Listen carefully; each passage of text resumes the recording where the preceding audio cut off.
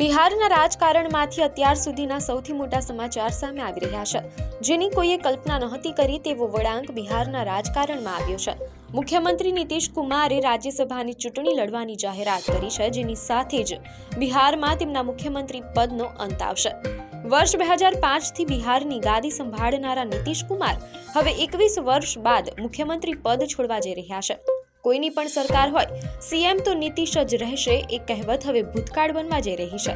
રાજ્યસભાના સફરની જાહેરાત કરતા નીતિશ કુમારે નવી બનનારી સરકારને પોતાના સંપૂર્ણ સહયોગનું આશ્વાસન પણ આપ્યું છે। નીતિશ કુમારના નિર્ણય બાદ બિહારમાં પ્રથમવાર ભારતીય જનતા પાર્ટીનો મુખ્યમંત્રી બને તેવી શક્યતાઓ મજબૂત થઈ છે।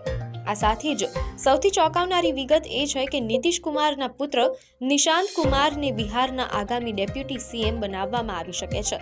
બિહારના રાજકારણમાં હવે આ વંશવાદ અને સત્તા પરિવર્તન કયા નવા સમીકરણો રચશે તે જોવું રહ્યું। નીતિશ કુમારની રાજ્યથી રાજ્યસભા સુધીની આ સફર બિહારના ઇતિહાસમાં એક નવા પ્રકરણની શરૂઆત સમાન છે। હવે જોવાનું એ રહેશે કે નવી સરકારમાં ભાજપ કોને મુખ્યમંત્રી પદની કમાન સોંપે છે।